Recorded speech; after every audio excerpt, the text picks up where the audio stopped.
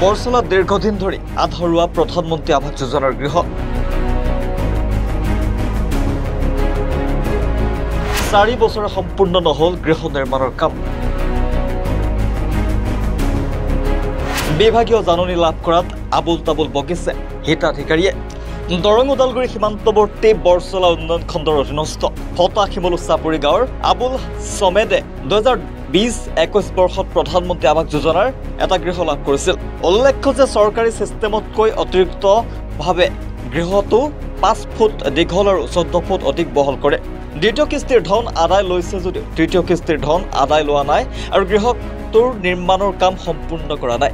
4টা বছৰে গৃহটোৰ নিৰ্মাণৰ কাম সম্পূৰ্ণ নকৰাত আব্দুল চমেদলৈ বিভাগীয় কৰ্তৃপক্ষই নটিচ প্ৰেৰণ কৰে। বিভাগীয় ফালৰ পৰা নটিচ লাভ কৰাৰ পিছতো গৃহ নিৰ্মাণৰ কাম আৰম্ভ নকৰি আবুল তাবুল বকিছে হিতাধিকাৰীগৰাকীয়ে। এটা ৰাজনৈতিক দলৰ নেতা পালি নেতাৰ উচতনিত স্থানীয় জনপ্ৰতিনিধিসকলক বিভিন্ন ধৰণৰ বদনাম কৰাত লাগিছে।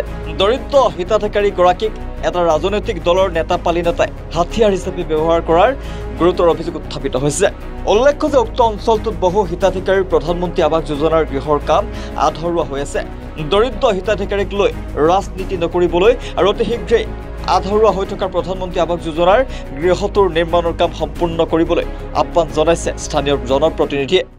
চৰকাৰী যিটো ইষ্টিমেট আছে তাত আপোনাৰ 16/18 বনাব লাগে। তো এতিয়া আব্দুল চমেদে 14/26 কৰিছে। এতিয়া য'ত মানে মই দেখা পালোঁ টোটেল 76 স্কুৱেৰ মানে তেওঁ বেছি কৰিলে। এতিয়া 34,276 টকা তেওঁ মানে আৰু ইয়াত ভৰিব লগা আছে।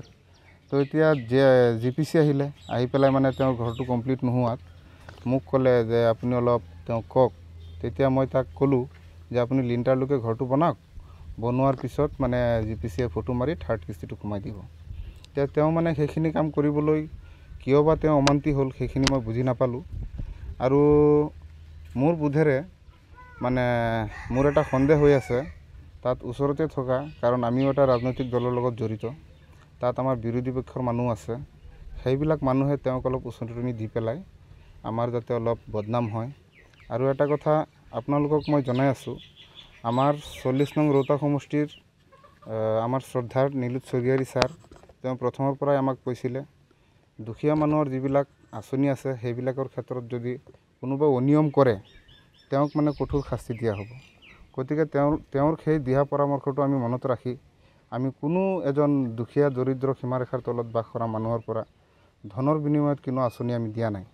গতিকে ইমান সুন্দৰকৈ আমাৰ VCDCৰ ফালৰ পৰা আৰু আমি আমাৰ গোটেই কৰ্মীবিলাকে মিলি ইমান ধুনীয়াকৈ মানে যেতিয়া আমি কামখিনি চলাই গৈ আছিলোঁ, হয়তো আমাৰ বিৰোধী পক্ষৰ সেইখিনি সহ্য হোৱা নাই। তেওঁলোকক বিৰোধী পক্ষক মই এটাই আহ্বান জনাইছোঁ, আপোনালোকে ৰাজনীতি কৰক, অন ফিল্ডত আহি আমাৰ লগত ৰাজনীতি কৰক, কিন্তু দুখীয়া মানুহক লৈ পেলাই আপোনালোকে যাতে ৰাজনীতি নকৰে। তাৰ যদি আব্দুল চমেদে বা কোনোবা এজন মানুহে মই বা চেয়াৰমেনে পইচাটো দূৰৰে কথা, যদি তেওঁ এক কাপ চাহও আমাক খুৱাই থাকে তেনেহ'লে সেইটোৰ ৰেছপঞ্চিবিলিটি আমি হ'ম। কিন্তু ভিত্তিহীন কথাবিলাক কৈ লাভ নাই। দুখীয়া মানুহক এতিয়া এটা কথাই জানিব, য'ত বিৰোধী আছে বিৰোধীয়ে তেওঁক ওচৰতে আছে। দুখীয়া মানুহক যোনে যেনেকৈ কয় সেইফালেই যায়। সেইটো যিয়ে নহওক, আব্দুল চমেদৰ যিটো সমস্যা এই সমস্যাটো ইমান ডাঙৰ সমস্যা নহয়। ওপৰত খুব বেছিছে বেছি হ'লে আপোনালোকে ভিজুৱেলটো চাব, খুব বেছিছে বেছি হ'লে 10,000 পৰা 12,000 টকাৰ কাম আছে ওপৰত লিণ্টাৰলৈকে পাওঁতে। তো যিখিনিত আব্দুল চমেদে টোটেল 34,276 টকা মানে তেওঁ অলপ এক্সেছ যিটো ভৰাই লৈছে, 34,276 টকাৰ কামটো তেওঁ মানে ভৰাই লৈছে। যিটো পইচা তেওঁ মানে এতিয়ালৈকে মানে তাত ভৰাব পৰা নাই, যিহেতু তেওঁ দুখীয়া মানুহ। গতিকে তেওঁ অলপ টাইম লৈছে, আমিও টাইম দিছিলোঁ। এতিয়াতো গভমেণ্টে 2 বছৰ হৈ গ'ল, গভমেণ্টেতো সেইটো নামানিব।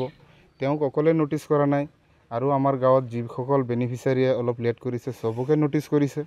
গতিকে তেখেতক মই বাৰম্বাৰ কৈছিলোঁ,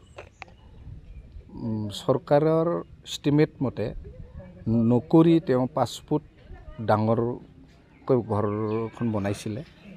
তো মই 5 ফুট ঘৰ বনাওঁতে টকা যথেষ্ট খৰচা হ'ব, আপুনি পাৰিবনে?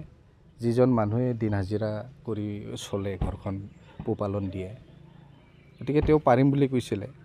তো ঠিক আছে, ছেকেণ্ড কিস্তি দিয়াৰ পাছত থাৰ্ড কিস্তি বাকী ৰৈ গ'ল তো থাৰ্ড কিস্তি যিখিনি লিংক তাৰৰ পৰা অকণমান ওপৰলৈ যাব লাগে গভমেণ্ট ৰুলছ মতে কিন্তু সেইখিনিক তেওঁক বাৰম্বাৰ কোৱা হৈছিলে থাৰ্ড কিস্তি পাবলৈ হ'লে আপুনি অলপমান আগবাঢ়ক যিহেতুকে তেওঁ পাৰিব নোৱাৰিব এই কামখিনি কৰাৰ পিছতে মই গম পোৱা যাব সেইটো ভাবি পেলাই কৈছিলোঁ কিন্তু তেওঁ নকৰাৰ বাবদ কিস্তিটো সোমাই দিয়া নহ'ল সেইটোৰ কাৰণে তেওঁ অভিযোগ আনিছে আৰু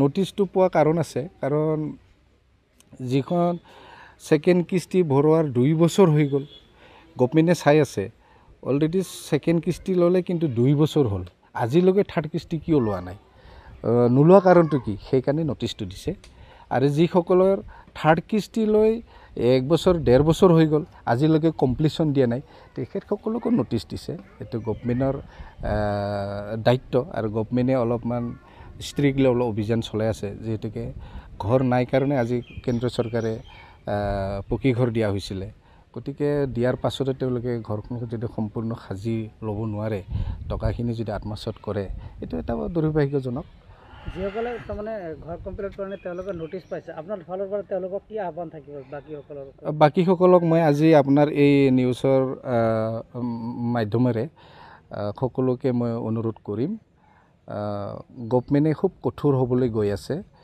যিহেতুকে বহুত হাজাৰ কোটি খৰচা কৰি পেলাই ঘৰ নোহোৱাসকলক ঘৰ দিছিলে যিসকলে থাৰ্ড কিস্তি পায়ো ঘৰ সম্পূৰ্ণ কৰি দেখুৱাব পৰা নাই যিসকলে ছেকেণ্ড কিস্তি লৈ বাকী থাৰ্ড কিস্তিৰ কাৰণে কাম কৰা নাই তেখেতসকলক আপোনালোকৰ মাধ্যমেৰে মই অনুৰোধ কৰিছোঁ অতি সোনকালে তেখেতসকলে পইচাখিনি ক'ৰবাত খৰচা হৈছে যদিও কেনেবাকৈ মেনেজ কৰি হ'লেও যাতে আপোনালোকৰ নিজৰ ঘৰখিনি ধুনীয়াকৈ সাজি ল'বৰ কাৰণে মই অনুৰোধ কৰিলোঁ ৰিপৰ্ট স্বচ্ছতা ৰিয়েলিটি